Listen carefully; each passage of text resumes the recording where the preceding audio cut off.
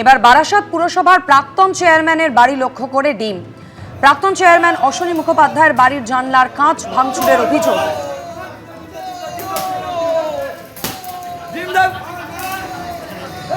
হামলার জেরে প্রাক্তন চেয়ারম্যানের পরিবারে আতঙ্ক।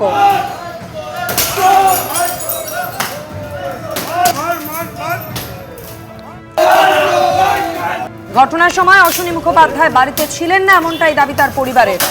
অশ্বনী মুখোপাধ্যায়ের স্ত্রী ওই পুরসভারই কাউন্সিলর। ঘটনার তদন্ত শুরু করেছে বারাসাত থানা।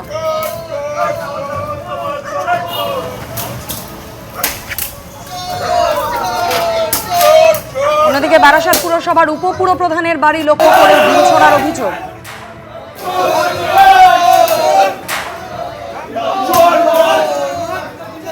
তারাতলা কাণ্ডের প্রতিবাদে এবার তৃণমূল কংগ্রেস ছাড়ার সিদ্ধান্ত নিলেন প্রাক্তন তৃণমূল কাউন্সিলর বিশ্বরূপ দে। তার মন ভারাক্রান্ত, একটার পর একটা ঘটনায় তৃণমূল কংগ্রেসের নাম জড়িয়ে যাচ্ছে। তারাতলার ঘটনায় দায়ী করলেন তৃণমূল কংগ্রেসকেই। 48 নম্বর ওয়ার্ডের প্রাক্তন কাউন্সিলর দল ছাড়লেন। আজকে সত্যি ভারাক্রান্ত, একটার পর একটা ঘটনায় যেভাবে তৃণমূল কংগ্রেস এবং জোড়াফুল জড়িয়ে পড়ছে তা চোখে দেখা যায় না, বিশ্বাস করা কঠিন। তারাতলায় গত প্রায় 48 ঘন্টায় যা ঘটল তা অত্যন্ত দুর্ভাগ্যজনক বললে কম বলা হবে, নিন্দনীয়। আমি যে দলের তৃণমূল কংগ্রেসের প্রতিনিধিত্ব করেছি কলকাতা পৌরসভায়, সেই দলের গাফিলতিতে আজকে বিধানসভায় মাননীয় মুখ্যমন্ত্রী বলেছেন যে তৎকালীন মহানাগরিক স্বাক্ষর করেছেন যে প্ল্যান অর্থাৎ নকশা মঞ্জুর হয়েছে তা ত্রুটিপূর্ণ এবং যার ফলে এতগুলো নিরীহ মানুষ প্রাণ হারালো। এ ব্যথা সহ্য করা যায় না। আমি তাই সিদ্ধান্ত নিচ্ছি যে তৃণমূল কংগ্রেস আর করা যাবে না, আর করবও না। 45 ঘন্টা ধরে চলছে এই উদ্ধার কাজ। এখনো পর্যন্ত পাওয়া খবর অনুযায়ী 14 জনের মৃত্যু হয়েছে, আর তাদেরই মধ্যে অন্যতম স্বপন মণ্ডল। 52 বছর বয়সী ঢালাই মিস্ত্রি, উত্তর 24 পরগনার শ্যামনগরের বাসিন্দা। বাড়তি টাকার আশায় পরিচিত এক ঠিকাদারের সঙ্গে বুধবারই প্রথম তারাতলার গোডাউনে আসেন। 2 মে দুদিন ধরে এসএসকেএম হাসপাতালে অপেক্ষা করছিলেন বাবার খোঁজে। অবশেষে গতকাল রাতে তার মৃতদেহ পৌঁছল এসএসকেএম হাসপাতালে।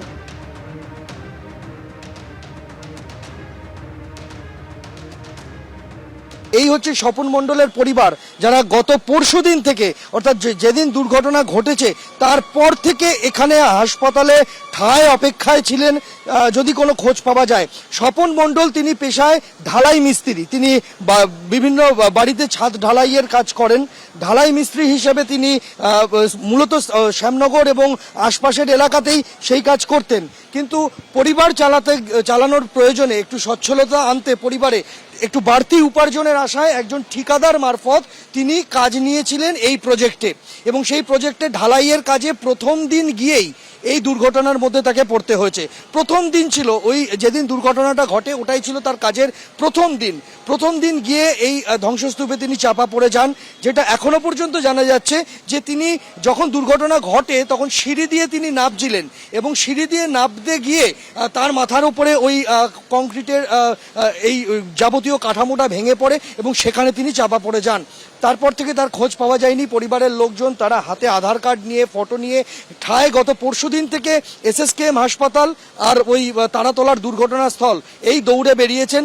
অবশেষে কালকে রাত্রি 10টা নাগাদ যে মৃতদেহ আসে তার হাতে একটা তামার বালা ছিল এবং পায়ে কালো কালো সেখানে তাগা ছিল, তা দেখে চিনতে পারেন শনাক্ত করতে পারেন যে দেহটা স্বপন মণ্ডলের, অর্থাৎ তাদের পরিবারের। এসএসকেএম হাসপাতালে এখনো 19 জন জীবিত শ্রমিক তারা চিকিৎসাধীন রয়েছেন। 19 জনের মধ্যে 5 জনের শারীরিক অবস্থা আশঙ্কাজনক, তার মধ্যে একজনের অবস্থা অতি আশঙ্কাজনক। তাদেরকে ক্রিটিক্যাল কেয়ার ইউনিটে রাখা হয়েছে, বাকিদের জেনারেল ওয়ার্ডে চিকিৎসা চলছে। কারোর হাত ভেঙেছে, কারোর পাঁজরের হাড় ভেঙেছে, কারোর পা ভেঙেছে, কারোর মাথা ফেটেছে, একাধিক ইনজুরি রয়েছে। এসএসকেএম হাসপাতালে এখনো পর্যন্ত 14টি মৃতদেহ আনা হয়েছিল। 14 জনের মধ্যে 11 জনের দেহ ময়নাতদন্ত করে পরিবারের হাতে তুলে দেওয়া হয়েছে। বাকি 3 জনের যাদের দেহ গতকাল রাতে এসেছে তাদের দেহ আজকে পোস্টমর্টমের পর পরিবারের হাতে তুলে দেওয়া হবে। এখনো 2 জন আননোন হিসেবে এসএসকেএম হাসপাতালের মর্গে শায়িত রয়েছেন। আমার বাবার হাতে বালা ছিল, ব্রেসলেট, রাবার ব্যান্ড ছিল, পায়ে কালো কালারের কারবাদা ছিল, পায়ে গামবুট পরা ছিল, যে গামবুট পরে কাজ করে। উনি কি ঢালাই মেশিন চালাতেন? পাটা মারে।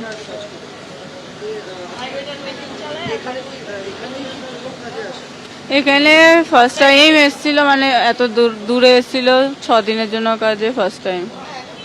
আমার বাবা বলে না, অনেক শ্রমিকের প্রাণ গেছে যারা এই কাজগুলো করেছে কম জিনিস দিয়ে, তাদেরকে শাস্তি দেওয়া দরকার।